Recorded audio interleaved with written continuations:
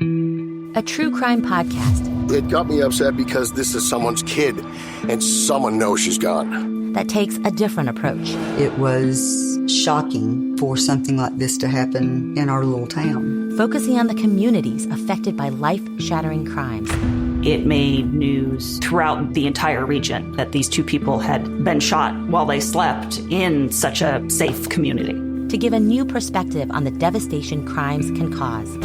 It was shocking for something like this to happen in our little town. Featuring cases from quiet towns to bustling cities and interviewing the people closest to the case. My first thought was that it's an unusual location for us to have a homicide. Listen to the true crime podcast City Confidential and step beyond the yellow tape to learn just how far a crime can reach. There are certain cases in the history of Boston that I think sort of define the city. I think this is one of them. New episodes of the City Confidential podcast are available every Thursday, available wherever you get your podcasts.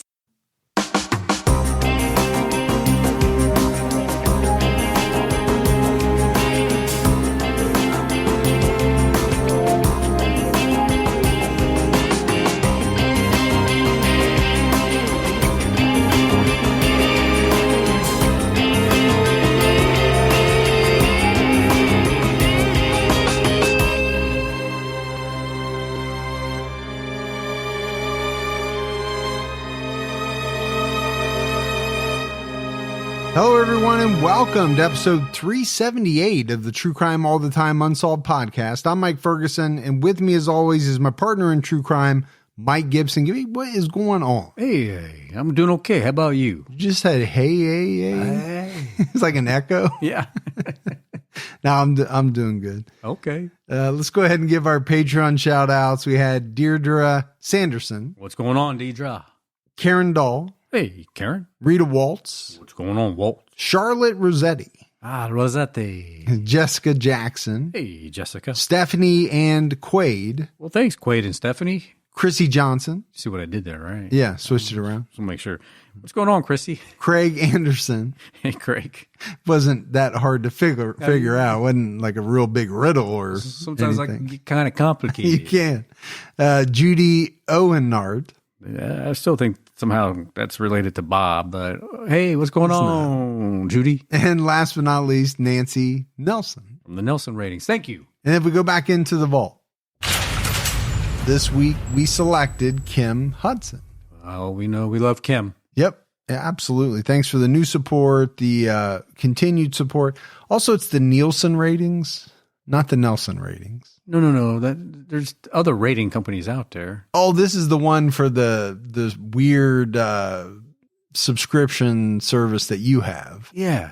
That is like $1.99 a month or something. Yeah, but it's top notch. But it's based on the Nelson ratings. Yeah. I got you. Yeah. I got you. Yeah, we're doing good. So right now we have a brand new episode out on True Crime All the Time, and it's a little bit of a departure for us. It's a different type of episode. We're talking about a Russian woman named Victoria Nazarova. And, there was a woman murdered in Russia. Victoria fled, and then she came to New York City and kind of started a crime spree there. Yeah.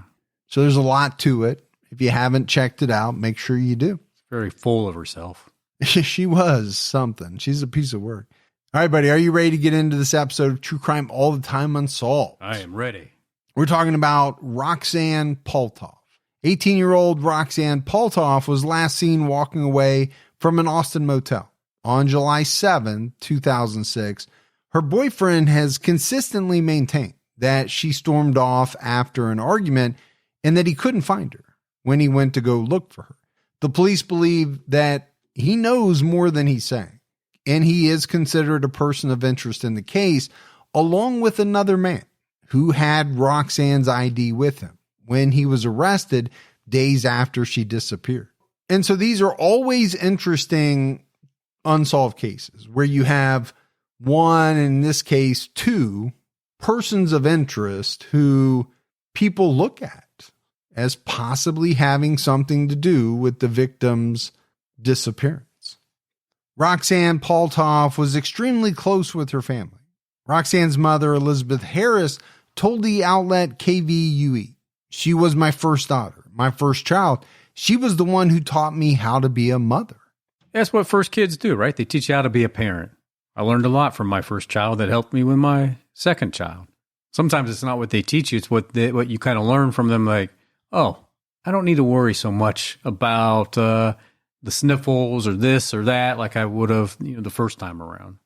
Yeah, my wife and I went through the exact same thing. With our first daughter, I think we were constantly worried about everything. Every time she fell down. Well, yeah, after a while, you realize kids are going to fall down. They'll be okay.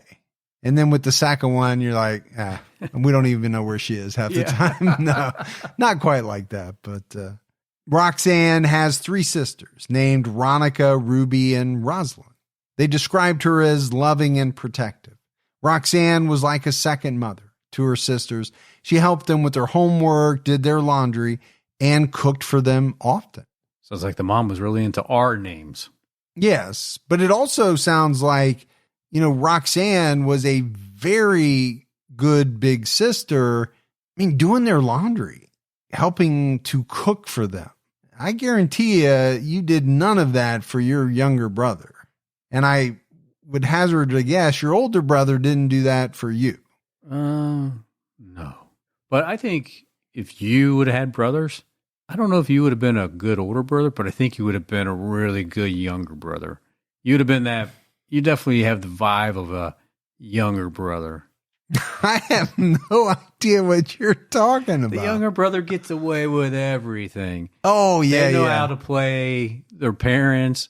They get away with everything. And I think that would. But I already did that because I was an only child. I know. I'm just saying, if you had multiple brothers, I think you would fit in that category.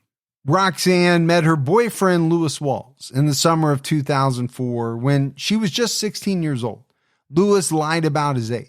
He told Roxanne he was 19, but he was actually 28, and at the time had 2 young children. Ooh, that's a big difference. That is a big difference between not only what his actual age and what he said his age was, but his actual age and Roxanne's age.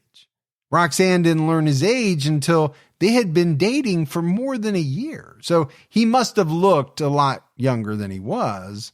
And he also apparently was very good at keeping certain things from her. Yeah. Namely, the 2 children he had.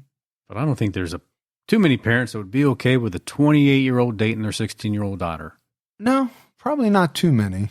And Roxanne's mother never approved of the relationship because of the large age gap. She told KVUE in 2017, she was a very loving and caring person. She was too trustworthy, I think, and she believed the best in a lot of people, and she shouldn't have. Naive? Yeah, maybe, but you could say that, I think, about a lot of people. A lot of people, they really want to trust others. Yeah. They want to be able to trust people. And in a perfect world, we could trust everyone. The problem is we don't live in that world.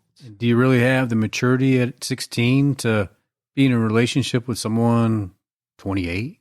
Maybe some people do, but probably not most 16-year-olds. It doesn't seem ideal, right? But at the very least. Elizabeth told the Austin Chronicle that she thought of Lewis as a hustler, saying he's a player. I think he's a burden to society, to tell you the truth. Before Roxanne went missing, I told her that. I said, this guy is no good, but the more you pull her away, the closer she gets to him. It was just one of those things. She was a young girl. And maybe that goes back directly to your point. At that age, do you have the maturity to navigate a relationship with a person 28 years old, especially if that person is a manipulator, right, or is all of these things that her mother thought he was? But how many times have we heard or been involved with that type of scenario where you say, if you tell them no, they're going to do the exact opposite? Yeah, the more you put up the wall, the more that they want to run through the wall, or be with that person. So it is, it's a tough scenario. It's kind of like Bad George. Remember Bad George? No. He had the jacket on, leaning up against the Oh, Bad George Costanza. Yeah. Okay. Yeah. Yeah, I do. Yeah. It worked out for him for a while. Yeah. He just couldn't keep it up. But it's one thing for, a mom to say, I think this guy's a player.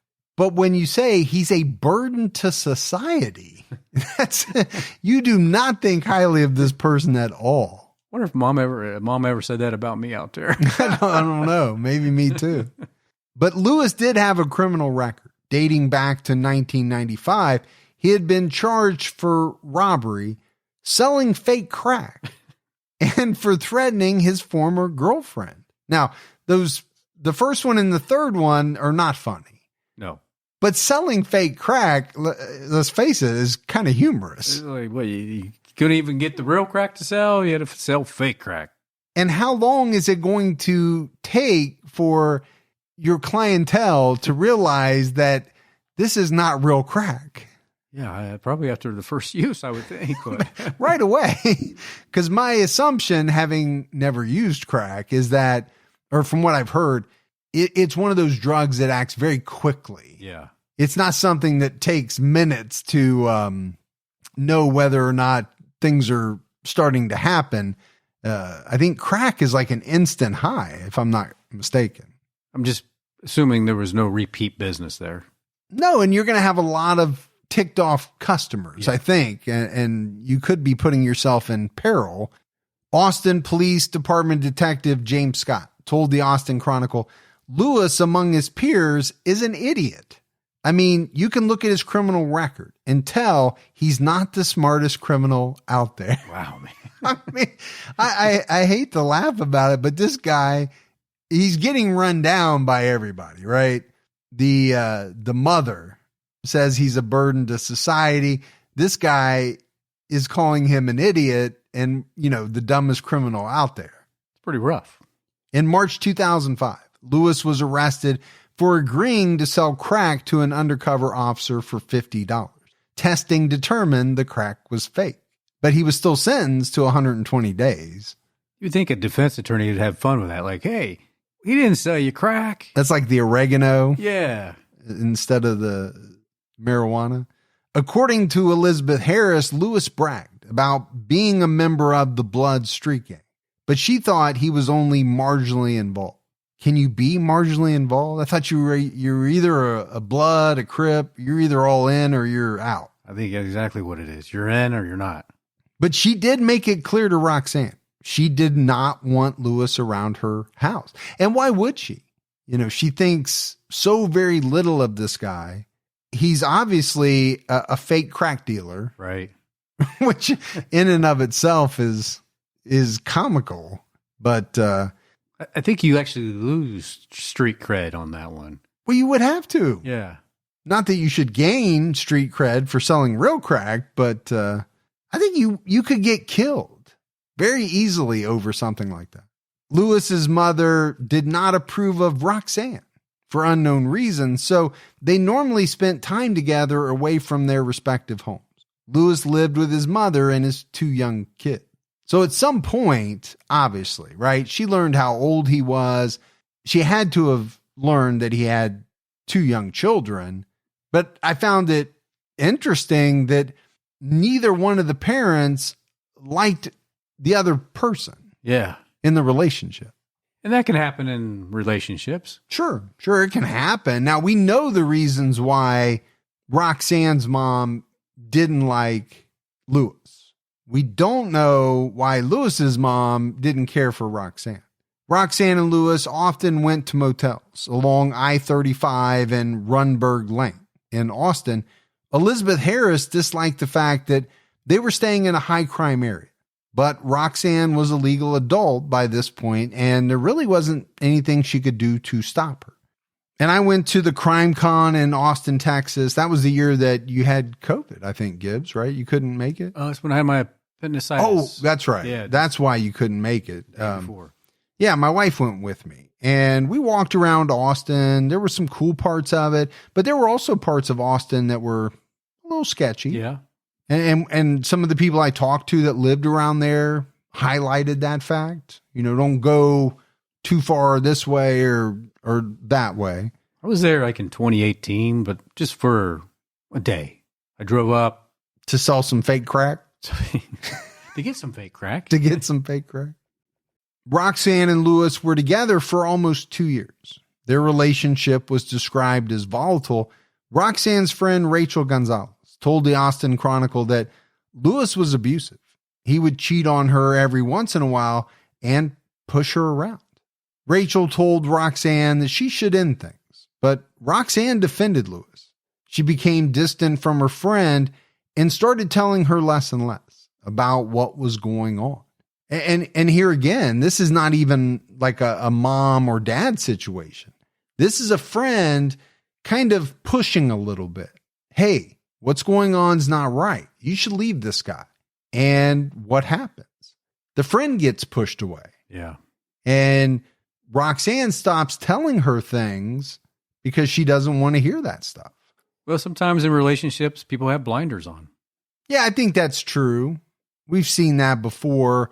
We've also seen where people have a hard time getting out of abusive relationships. But I think there's also sometimes where they don't want to get out. They may not view it as abusive as other people do, looking from the outside. And I think sometimes they feel like the relationship they have now is better than what they had before. Roxanne's friend Elizabeth Ellis said Roxanne was too trusting and too generous. Elizabeth thought Roxanne might have stayed with Lewis to take care of his son and daughter. She had grown attached to them and would babysit the kids overnight when Lewis wanted to go out. Roxanne's friend and her mom tried to convince her she was being used. Now, here's another facet of the relationship, though, right? Does she get attached to these kids? And does that play a factor in maybe terminating the relationship? Oh, I think it can for sure. Elizabeth recalled she really didn't know how to pick him. Roxanne was always trying to get Lewis to get himself a job, to be a man. And that's something that her mom and I would always tell her. You can't tell a man to be a man. He just needs to be one. I agree. Well, it goes back to something we've talked about before. Can you change someone? And I think sometimes it's very hard. People get set in their ways. In 2005, Elizabeth Harris found her daughter alone at a bus stop. Her face was bruised. It turns out that Roxanne's nose was internally detached and she needed surgery. Roxanne said it was an accident. She claimed that she and Lewis were out together and a group of guys started catcalling her. Lewis fought the whole group. She tried to break up the fight and got punched in the face. Lewis left to go to a hospital to get his hand checked out. Just left her alone after all that? Like, hey, I'm going to go to the hospital, get my hand checked out.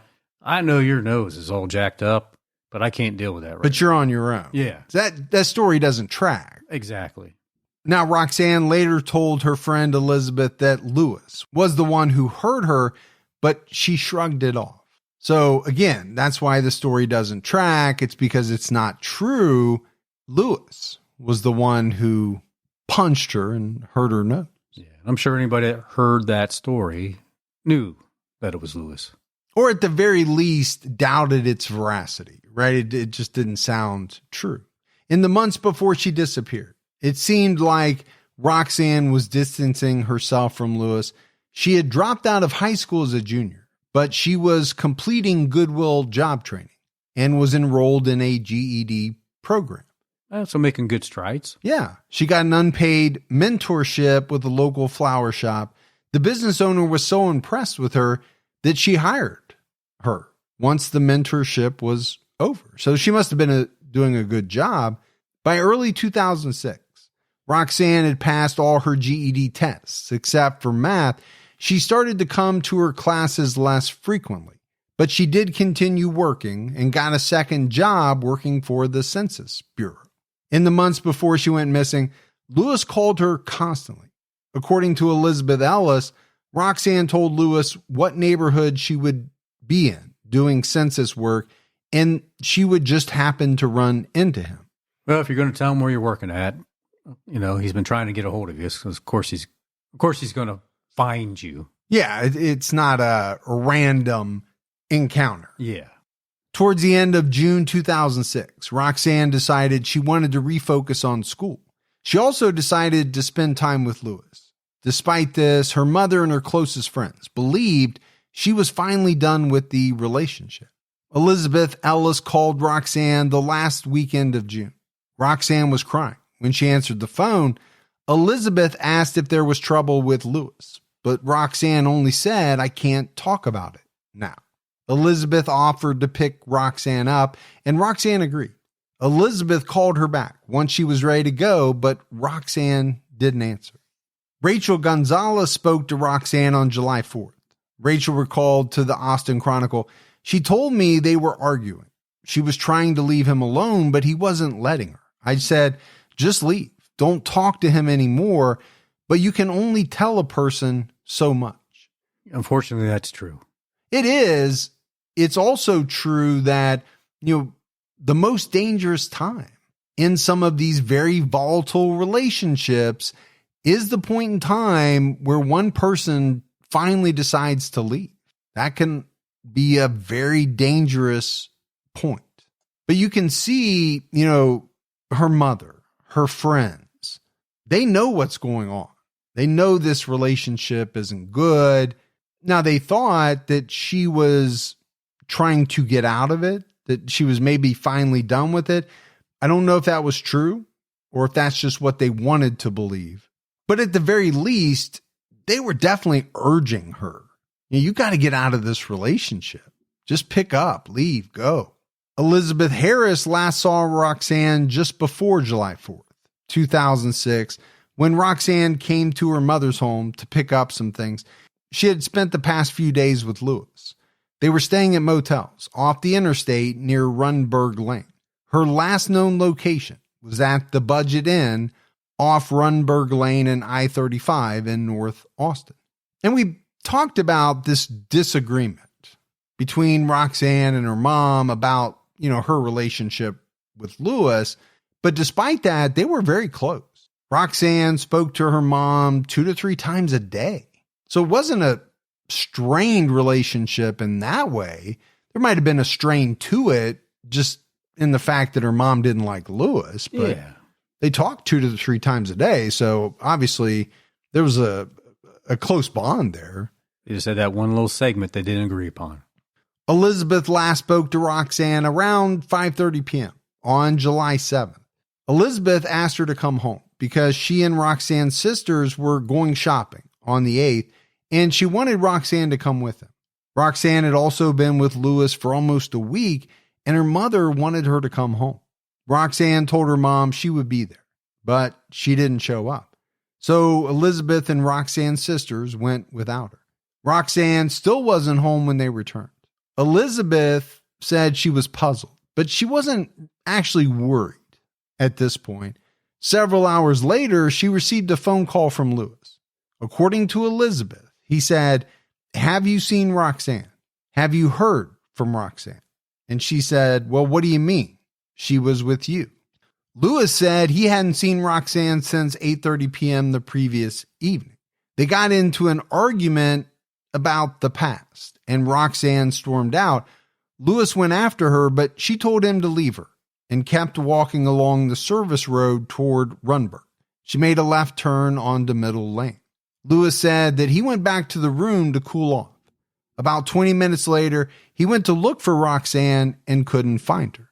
But as a friend, do you believe what he's telling you? Well, I think this is a scenario that could happen between couples very easily. You get into a heated argument, one person decides to leave, the other person goes to look for them, but can't find them.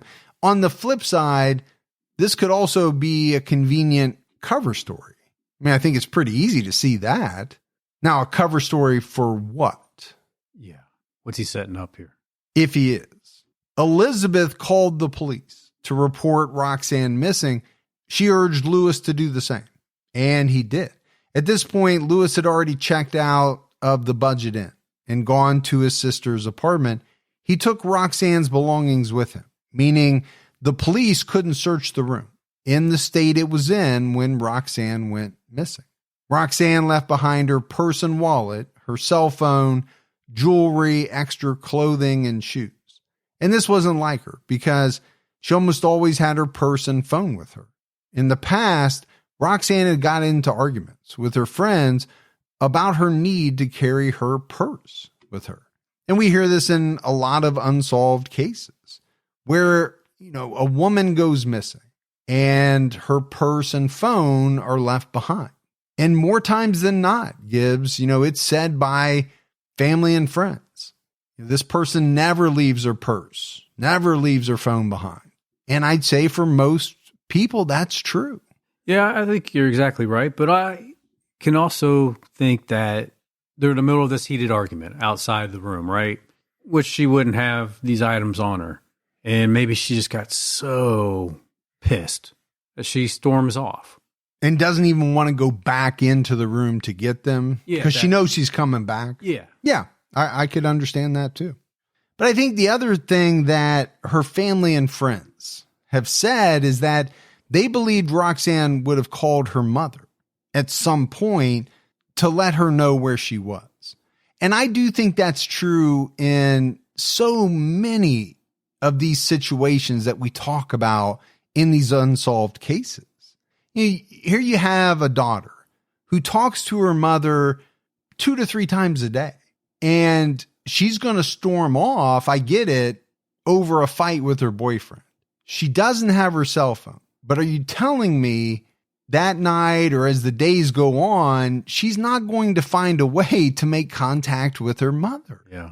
And that is so telling to me that most likely it's because something very bad has happened.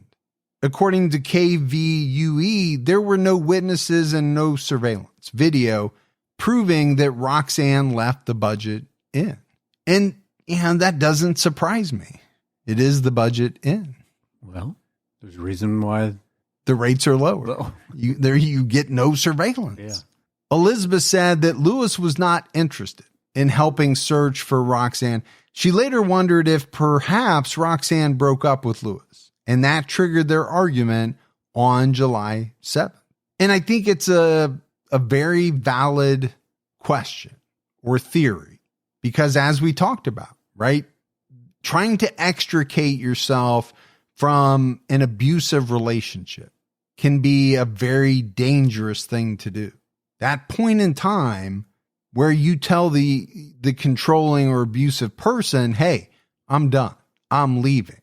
That's often when things turn violent and even deadly. For sure. But then you have, Lewis not wanting to help search for Roxanne. And when has that ever been a good sign? Never. In any case. Number one, it makes you look like a big jerk, uncaring. And then number two, it makes you look like, you had something to do with it. Oh, for sure. I mean, it puts a big spotlight on you. Lewis didn't return Roxanne's phone to her family until July 12th. Between the 8th and the 12th, there were over 300 calls placed, many of them to Lewis's ex-girlfriend in New Mexico. Well, that's not good either. He's using her cell phone to call his ex-girlfriend while she's missing.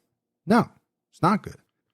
According to the Austin Chronicle, besides the calls to the ex-girlfriend, Lewis made calls all over town to the main number for a series of motels strung along the Runberg I-35 corridor, to local singles chat lines, to a strip club, to various friends and ex-girlfriends. Well, sounds like he was just a winner. Winner, chicken dinner. Yeah. Chat lines. Is that even still a thing? You remember late at night, years and years ago, if you stayed up too late, all of a sudden a commercial would come on and it'd be some scantily dressed woman telling you to call a chat line? That was a huge thing like 20, 30 years ago. And when you called, what did she say? I never called. I just remember seeing them all the time.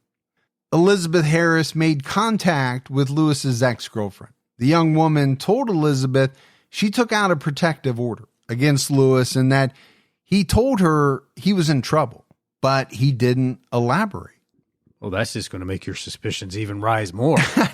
I mean, at the very least, you have to think at this point in the story, things don't look good for Lewis.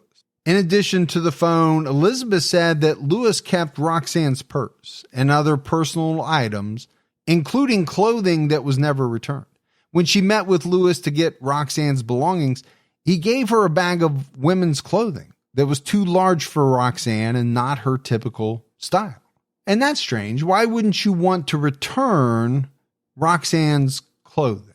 Now, I could understand why maybe you didn't want to return certain pieces of clothing because maybe they had some type of evidence on them or they pointed to some type of violent act.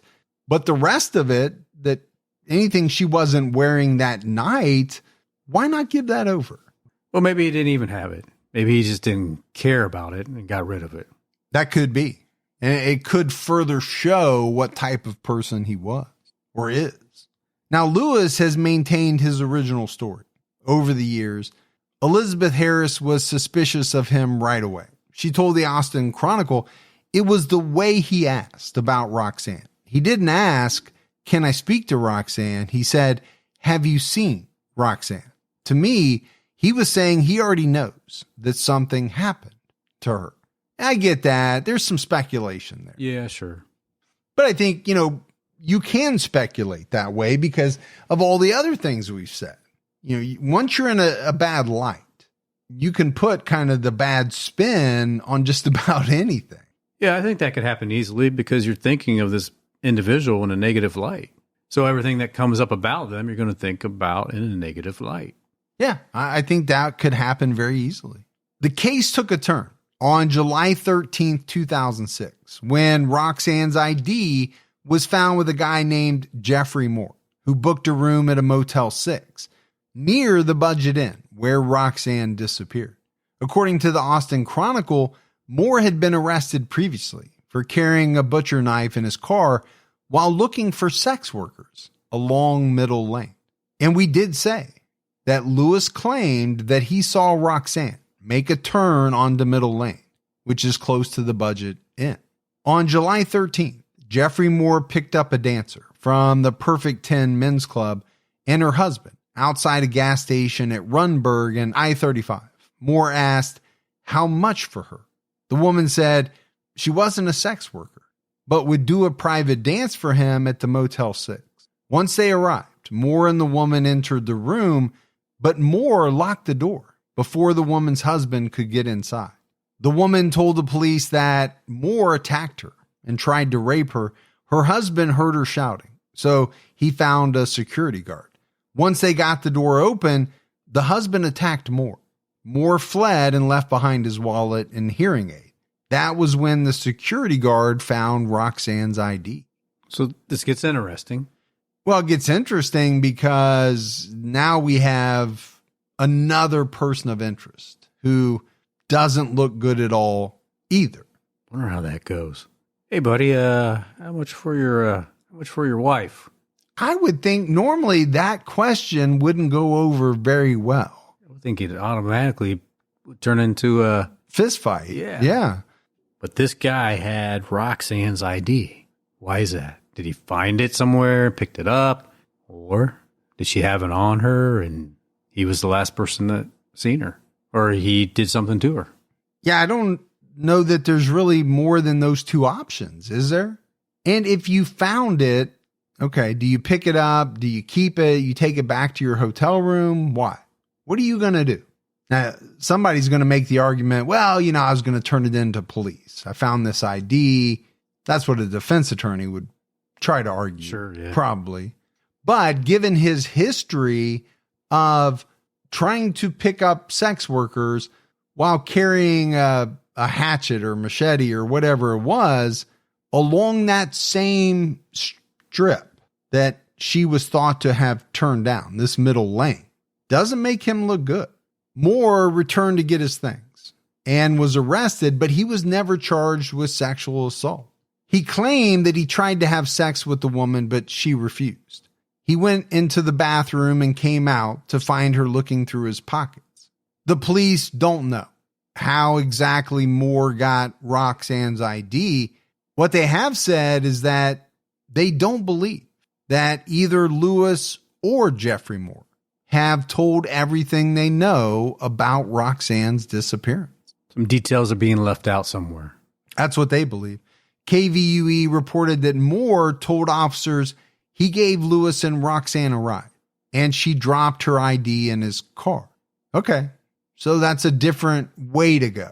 We talked about him just finding it on the road or something, side of the road. But now he's actually putting Lewis and Roxanne inside his car. What do you think? Maybe Lewis could confirm that. Or deny it. Yeah. In March 2008, Lewis Walls was charged with making a terroristic threat against his girlfriend, Cassandra Tolbert. So this guy just keeps getting better and better. Yeah. Cassandra told the police she met Lewis to make arrangements for him to see their son, but he wanted to talk about getting back together. She said no, and he whispered in her ear, "I don't want to kill you like I did that girl Roxanne. I really did kill her. I know how to do something with bodies." Scary either way, but if it's actually true. It doesn't really get more incriminating than that, does it? Now, I think that if it's true is a big if, because how do you corroborate that? And when there's only two people there, it's virtually impossible. Lewis pleaded no contest to the charge and was sentenced to 140 days in jail. Cassandra Tolbert told Elizabeth Harris that Lewis tried to pimp her out. And this caused Elizabeth to wonder if Lewis had tried to do the same with Roxanne. Maybe. I think you could very easily make that connection, or at the very least ask that question. And if he had done that, could it have led to her meeting someone who then did her harm? Yeah. Someone like Jeffrey Moore. Exactly. Austin detective James Scott said he didn't think Roxanne was doing sex work for Lewis, but that he might have been trying to groom her for this role. And I can see that happening. Him trying to do that to her, just like he was trying to do it with Cassandra. Detectives were treating Roxanne's disappearance as a normal missing persons case initially. Detectives told KVUE, "We never wound up getting any type of physical evidence from that hotel where she left from because we didn't have a crime to allege." By the time the police realized there was more to this case than they thought, according to a detective, hotel rooms had been re-rented, but that kind of changed the way APD investigated missing persons. Now, if there are suspicious circumstances, we investigate it as though it's a homicide first. And you and I have talked about that a number of times. You only get one shot. Yeah. And so, if you go in and you don't collect evidence because you don't think there's any reason to, and you find out later that there's more to the story, you're SOL. Yeah. You cannot get a do-over. So I do think it's a good practice to investigate it as though, there's something nefarious that happened. Collect the evidence. What harm does it do? I mean, it's a little more work. It is, but at least you get to preserve some of the potential evidence. Yeah, absolutely. According to Detective David Gant, in Roxanne's case, there was no initial evidence to suggest that anything happened besides her storming off. It was noted that Roxanne had walked off before. And I get that. Again, I think I even said it, right? This is a scenario that I'm sure has happened to many couples. You get into some type of argument and one person gets to the point where they're done and they storm off. That could absolutely happen. At first, detectives didn't suspect that Lewis could be lying to them. Detective Scott told the Austin Chronicle, "It's really hard in this profession to pick and choose which cases have nuances that make you say, there's something to this. We need to immediately grasp what happened." And in that sense, I guess everything that could go wrong with Roxanne's case did go wrong. And I get what he's saying. You and I talk about mistakes made by the police all the time. Right. They're highlighted in many of the cases that we do. But in reality, how easy is it for the police to respond to a call respond to a scene and know exactly what has happened, right? Imagine yourself as a police officer responding to a call and the person saying, I got in a fight with my girlfriend and my girlfriend stormed off. I went to look for her and I couldn't find her.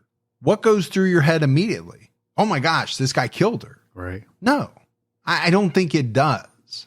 Well, and good for Detective Scott to recognize that the case went wrong. Yeah, with the benefit of hindsight. Yeah. They can tell that, obviously. Detective Scott said about Lewis, people don't realize that although I feel that he could be more forthcoming, I don't have any legal rights to force him to do anything. And until I get the kind of forensic evidence that would allow me to go to a grand jury to force him to answer questions, I can't. I mean, it's not like in the movies where you can just go to somebody and say, well, we're taking you downtown. Because if they don't want to, all we can say is, well, that's a real bummer. We can't just throw you in a car. Yeah, if you don't have anything solid to take you in that direction, what else can you do? All we can say is he's not a good guy. Yeah, I think that's pretty obvious. But how many people get tripped up by thinking either they have to answer questions and talk to the police, or they know they don't have to, but they think they're so smart that they can sit and talk to the police and snow them. Yeah. Rather than just saying, I don't want to talk to you. Yeah, I don't have to talk to you. I'm not answering any questions. Good luck. Good day. He added that Lewis just doesn't care that he's a suspect. He's no stranger to bad acting, so it's not a huge burden for him. And, you know, there are a lot of people who, in many unsolved cases, are thought to have had something to do with, let's say, a disappearance or a murder. It comes out 20 or 30 years later that they didn't have anything to do with it. And they walk around for all those years with, you know, this suspicion hanging over their heads, and it really hurts them. It changes their life. This guy's saying, Lewis don't give a, you know what? He don't give a rip. If we think he had something to do with it or not, it makes no difference to him. Scott said about Lewis Walls and Jeffrey Moore, basically, I've got two violent offenders. Both of them are lying to me. They're both hiding criminal activity, but I think one of them is hiding a murder. And this is what, to me, you know, really makes this case so fascinating. You have two individuals, criminal records of doing some, you know, fairly bad things. I think that often gives people a motive to lie to police. You know, even if you didn't commit a murder or you didn't have anything to do with Roxanne's disappearance, could you have been doing something else that was illegal that would cause you not to come forward with the full truth? For sure. Yes. And that would definitely hinder the investigation. But this is also a big problem, Gibbs. If you think about it, you have two people who you think could be involved. So to charge one and not the other without overwhelming evidence would be pretty tough, because the first thing a defense attorney is going to do is try to point the finger at the other person. Sure, play off with the other guy. As the years passed, all the tips and leads regarding Roxanne's disappearance fell short. On March 6, 2014, the Austin Police Department excavated parts of a 10-acre property off East Runberg Lane, just 0.3 of a mile from where Roxanne disappeared. Investigators made many trips to the area as part of the investigation, but no previous search had been this specific. About 6 months earlier, a citizen contacted the police with what was described as very specific information about Roxanne's disappearance that led the police to the site. The citizen said there could potentially be a body here, buried in a shallow grave. The police used cadaver dogs to search the area, and the dogs hit on two specific areas more than once. This was where law enforcement excavated in 2014. Unfortunately, the Austin police didn't locate any evidence in the areas they searched. And you just wonder, what exactly were the cadaver dogs hitting on? As if something was there once before and was removed. Possibly. It was reported that in 2014, Lewis was in prison serving a 2-year concurrent sentence for burglary and bail jumping. Now, that's probably about the least surprising thing anyone has ever heard. Yeah, I'm not shocked at all. That this guy would later end up in prison for something. In July 2014, the Austin police told KVUE that Lewis doesn't have a viable alibi and remains the biggest question mark in the case. I don't think he feels like he needs to have an alibi. I don't think he cares. 10 years after Roxanne went missing, APD cold case detective Richard Faithful said he still received tips, but a lot of it is stuff heard on the street. We'll follow up on tips, but it's all hearsay. Faithful also said that he remains open-minded, but the cop in him points to Lewis Walls. And I think that's pretty telling. You know, how many of these individuals in law enforcement connected to the case have come out and said publicly that they believe Lewis Walls is a very, very viable suspect. But can't do anything about it. Yeah, can't do anything about it. They don't have what they would need. Faithful has made many attempts to contact Walls, but Walls is evasive. He has sometimes showed up to a meeting spot that Faithful tricked him into going to, then shouted obscenities and left without answering questions. Again, not surprised. Seems like something this guy would do, you know. Shout obscenities? Yeah. Something that also ties into our true crime all the time case this week. Where obscenities were shouted. Yeah. And I wish I had more detail on how this guy was able to trick Walls into, you know, meeting him at a certain place. Obviously, he wasn't telling him, hey, I'm a detective, I want to talk to you. There had to have been some ruse or something. I'm not sure that Lewis Walls is the smartest guy in the world. But what I will say is that he knows enough not to engage in some type of conversation with the police. Try to answer questions. Roxanne's sister, Rosalind Schultz, said that Lewis continues showing up in their lives through chance encounters or by spreading rumors about what happened to Roxanne. According to the Austin American-Statesman, the Austin police have been unable to eliminate Lewis as a suspect or implicate him in the disappearance. And that doesn't surprise me one bit. You know, we keep saying all these people think that, you know, he's possibly got something to do with it. I don't think he's ever really done anything to try to help eliminate himself. Because I don't think he cares. Or he doesn't want to get tripped up and say the wrong thing. Roxanne's family has looked through her phone records thousands of times over the years. In 2019, Roxanne's sister Rosalind discovered airtime charges on Roxanne's phone bill from the night she went missing.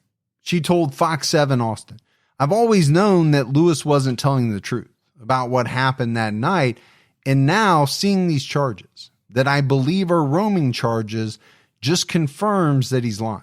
The Austin Chronicle also reviewed the records and saw 48 phone calls made from Roxanne's phone on July 7th, including potential roaming charges for 12 calls between 6:44 p.m. and 8:42 p.m., the time period during which Roxanne left the hotel, according to Lewis. And I think we got to talk about these roaming charges. We already know that Lewis used Roxanne's phone to make a lot of phone calls. Now, 48 phone calls on one day is a lot of phone calls. That is a lot of phone calls. I mean, that's about a year's worth for me. Oh, I believe that. It's probably 2 years worth for you. But I think it's the roaming phone calls, right? These 12 calls specifically that potentially had roaming charges attached to them. You know, what does that mean? It's about a 2-hour period of time. Yeah. So were you not where you said you were?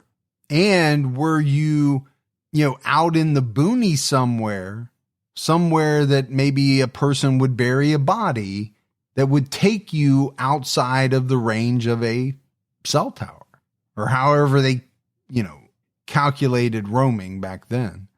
In May 2019, detectives reviewed Roxanne's case and realized historical data was never requested from her phone provider. In the summer of 2019, Detective Jamie Harville, who filed a warrant for her phone data, told Rosalind that the phone company had only shared the subscriber's information, but the investigation into the airtime charges is ongoing. There are 2 Facebook pages dedicated to Roxanne's case, one called Roxanne Paltauf and one called Missing Roxanne Elizabeth Paltauf. A post was made on the Roxanne Paltauf page on May 3rd, 2020, part of which reads, "Last year, I found roaming charges on Roxanne's phone bill the night she disappeared, proving that Roxanne and or Lewis were not at the motel at the time. Lewis said Roxanne stormed off. Lewis nor Roxanne did not have a car. So how are there roaming charges? Whose car was it? Where did they go? Bet that's where Roxanne at. It's frustrating that it took nearly 13 years and a few minutes of me reviewing these phone records for me to find these roaming charges. Like WFT have the investigators been doing this whole time. APD never requested cell phone data on an endangered missing persons case, where the boyfriend has possession of her phone even days after her disappearance. Important to note that Lewis did not have a cell phone of his own. Matter of fact, my mom requested the cell phone records herself because APD sure didn't. We could have had cell phone tower locations of those roaming charges if APD requested the information. But no, the information is long gone. Now, we don't know exactly who wrote this post or who made this post, but in the very beginning, it says, "Last year I found roaming charges." It makes it seem as though more than likely this was Rosalind that made the post. And I think whoever it was, let's say it was Rosalind, but they are making some very good points and they're asking some good questions. There was no car between the two of them, right? Lewis and Roxanne. So, did they get a ride with someone? We know somebody that said they gave them a ride. Yeah, and that's very interesting. And I think this person was kind of heading in the same direction or arriving at the same place that I was, which was if Lewis left that hotel and had Roxanne's phone, which caused the roaming charges or calls or whatever you want to call them, where did he go? And wherever he did go, could that be the place where Roxanne was buried? Potentially. And is this Jeffrey guy involved? Was he the one that, was it his car that was used? Was he involved? Was he in cahoots with Lewis? I mean, there's just all kinds of questions to try to figure out. And in the statement, you can hear the disbelief, the disappointment that it's been all these years and it took the family or whoever this individual is. Yeah, we're assuming it's family, but to find out this information. Which I get. You would think that would have been something done years and years ago, right? After Roxanne was reported missing. According to a 2024 article by KVUE, detectives are currently using new technology to examine Roxanne's phone records.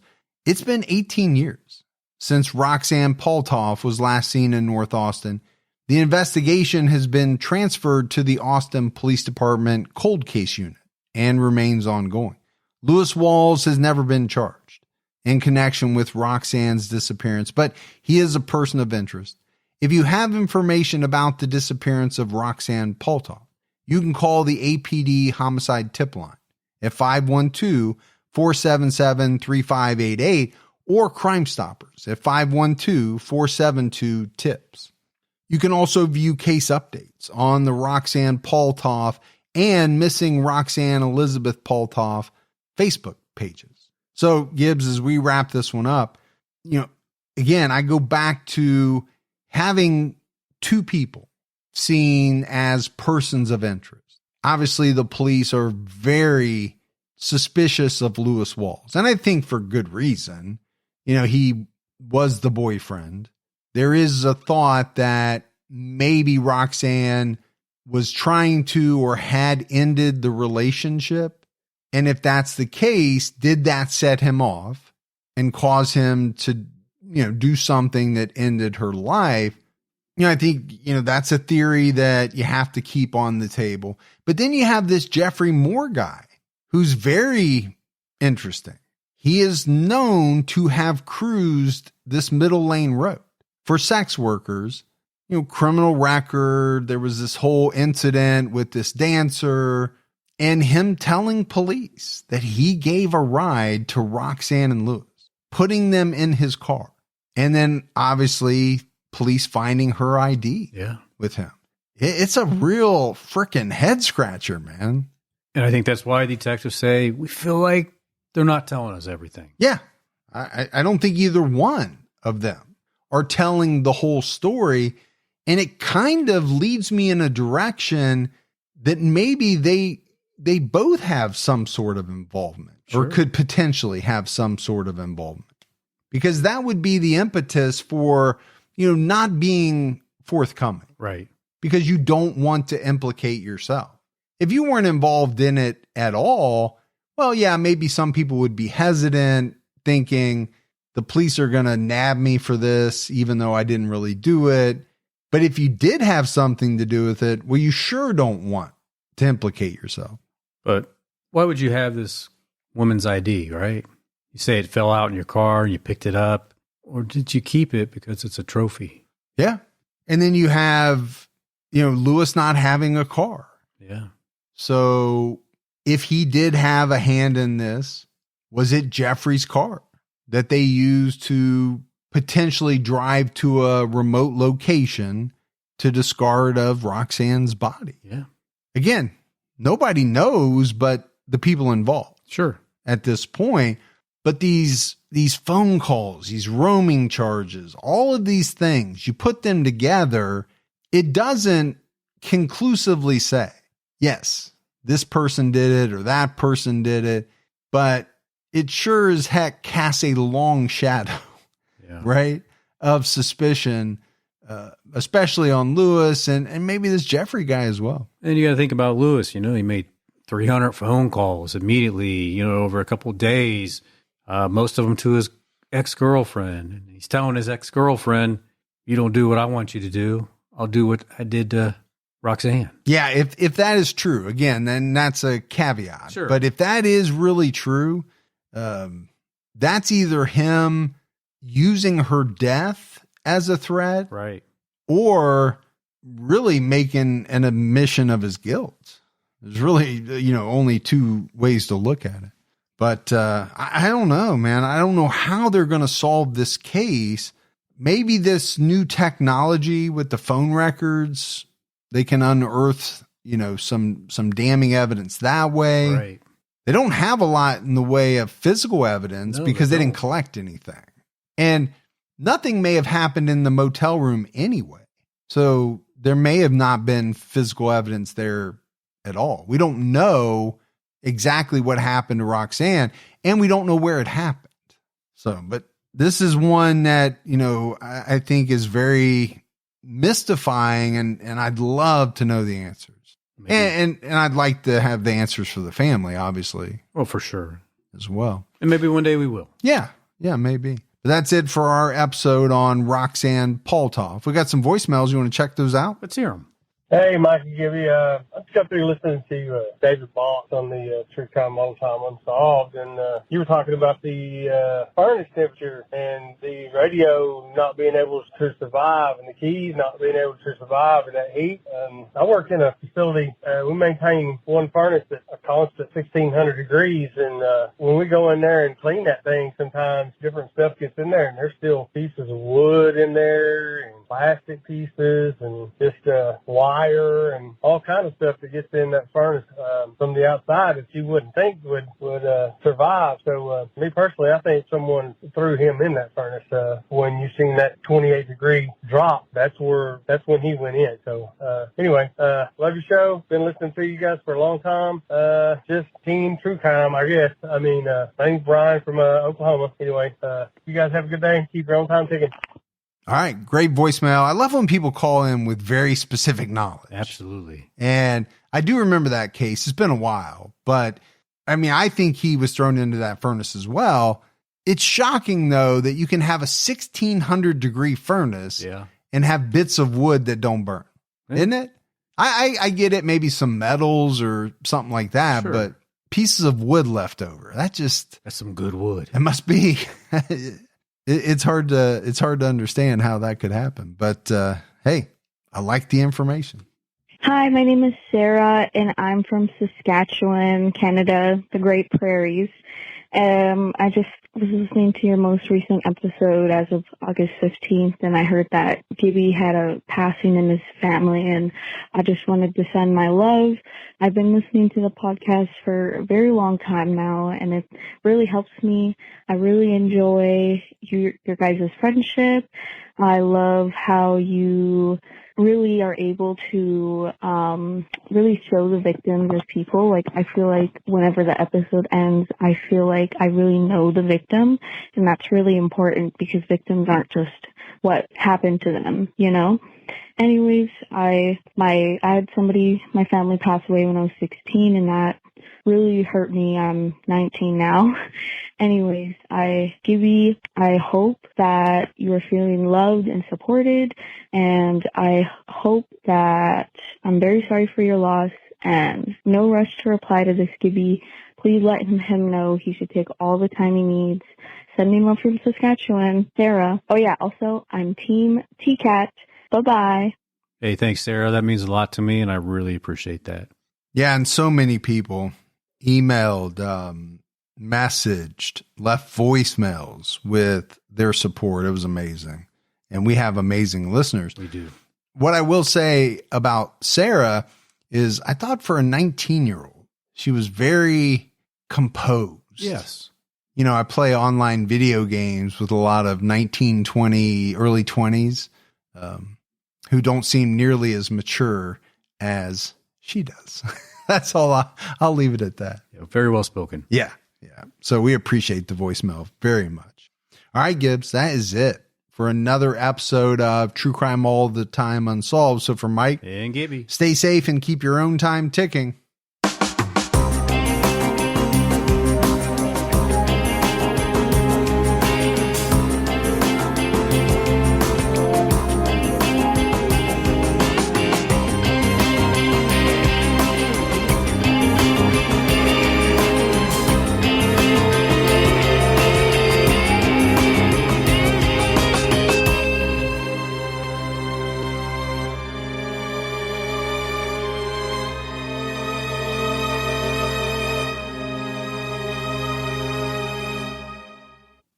Sci-fi fans, this is your summer. Pluto TV's Summer of Cinema is bringing you a universe of free sci-fi movies. Discover new futures with The Matrix and World War Z. Host alien explorers with Arrival. Or beam up to Journey the Galaxy with Star Trek Beyond. The sun never sets in outer space. Or on streaming hundreds of free sci-fi movies when you download the Pluto TV app now. Pluto TV Summer of Cinema. Stream now. Pay never. Are you feeling stuck in your career or lacking employment at the moment? Experiencing symptoms of job dissatisfaction? You might be suffering from a common condition known as career stagnation. But don't worry, there's a solution. Monster.com. Monster.com offers a comprehensive suite of career-boosting tools designed just for you. Our free resume review and AI interview prep tool will help you stand out from the crowd. Need more guidance? Dive into our career advice articles for expert tips and insights. And don't forget to check out our salary tools to ensure you're getting paid what you're worth. Side effects may include a new job, increased confidence, and a brighter future. Consult Monster.com today and take the first step towards your new career. Ready for your next job opportunity? Visit Monster.com now.